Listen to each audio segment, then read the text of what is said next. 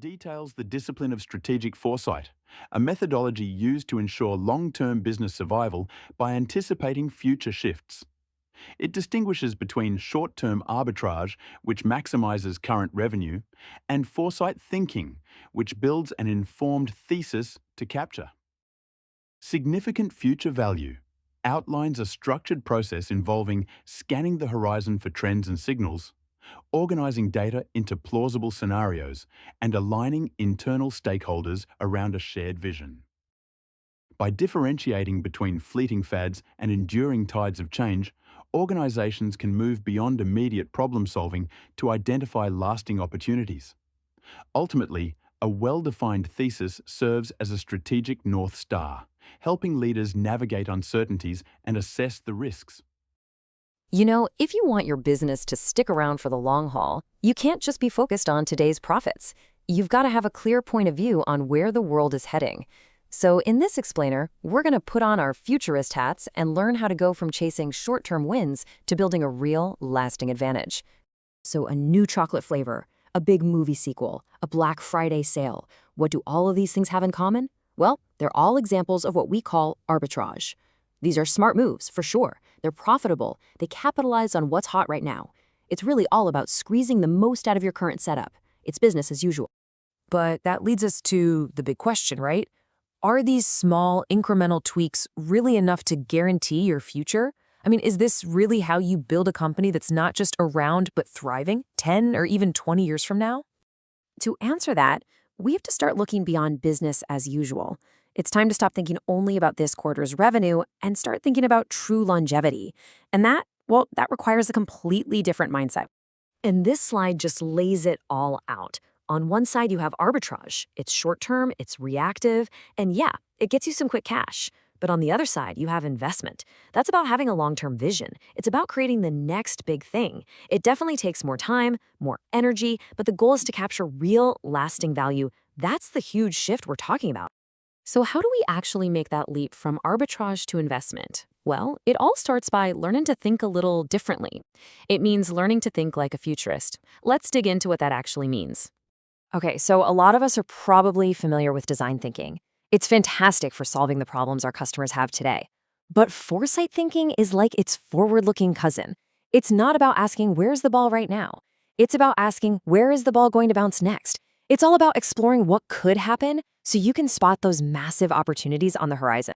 And look, this isn't about guesswork or staring into a crystal ball.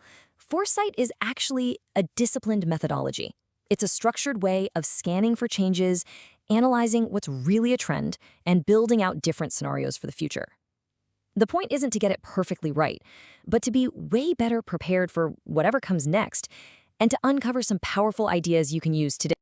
All right, so let's get practical. This whole process kicks off with a really important first step, learning how to scan the horizon to find all the raw data you'll need to see what's coming. I absolutely love this quote from William Gibson because it nails the idea of scanning. The clues about tomorrow, they're already all around us today. You just have to know where to look for them, in new technologies, weird new behaviors, or startups taking big risks. But here's the biggest challenge, and it's a big one. You have to learn to separate the meaningful signals from all the distracting noise. A signal is some small thing happening today that has the potential to blow up into something huge tomorrow. Noise is, well, it's just everything else that gets in the way. Your job is to spot those faint signals that hint at a much bigger change on the way. And this quote from Al Ries, it's just a beautiful way to think about it. A fad is like a wave in the ocean. It's big, it's flashy, it gets a ton of hype, and then it's gone. But a trend, that's the tide. It's almost invisible day to day, but its power over the long run is just immense. You want to build your business on the tide, not on a wave. So let's put this to the test. Think about it. Remote work. Is that a trend or a fad? What about something like crypto or plant-based meat? Are these just flashy waves, or are they the powerful, slow-moving tide? Learning to really break down that question is a core skill for any futurist. Okay, so you've started collecting signals, you're learning to spot the trends, but you can't just leave them in a big, messy pile. The next step is to start organizing all these insights and turn those raw signals into some coherent stories about the future, or what we call scenarios. And a really powerful way to do this is by looking for major shifts. A shift is basically a change from how things used to be to how they're going to be. A perfect example is the shift we're seeing in what motivates people at work, moving away from just working for a paycheck to wanting to work for a sense of meaning and impact. And one single shift can create these incredible ripple effects. I mean, take remote work. As this map shows, it's not just about empty offices. It leads to less traffic. That could mean people move further out of the city. And that, in turn, changes everything for public transit, local shops, restaurants. One shift can literally reshape an entire ecosystem. Now, this is so important to get. Foresight is not about making one single perfect prediction. It's about building a map of different possibilities. You start by figuring out what's plausible. Then you narrow that down to what's probable. And finally, and this is the key part, you decide which of those futures is most preferable for you and your business to help create. Okay, so all of this work, the scanning, spotting the shifts, building scenarios, it's not just some cool academic exercise. It's all leading to one incredibly powerful tool that's going to guide your entire strategy. And that tool is your thesis. So what is a thesis? It's your informed point of view on the future. It's where all your research comes together, and it becomes your North Star, the one thing that guides every single strategic decision you make, helping you find and pick the absolute best opportunities.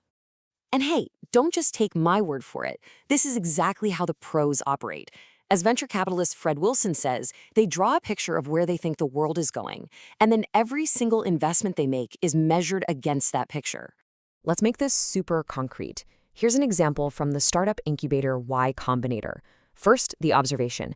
Amazon was absolutely crushing big retail. The insight was that physical stores couldn't just be warehouses for stuff anymore. And that led to their thesis that the future of retail is using stores as showrooms, with all the actual sales happening online. This clear thesis gave them a perfect roadmap for where to invest. And this is probably the most important thing to remember through all of this. You don't have to be a perfect fortune teller. The whole point of having a thesis isn't to be 100% correct about every little detail. It's to be directionally right about where the market is heading. Just getting that general vector correct is what gives you that incredible lasting advantage. So making that jump from short-term arbitrage to long-term advantage is all about learning to think like a futurist. It's about scanning for signals, identifying the real trends, and understanding the massive shifts that are happening. And all of that work brings us back to one final crucial question. What is your thesis about the future?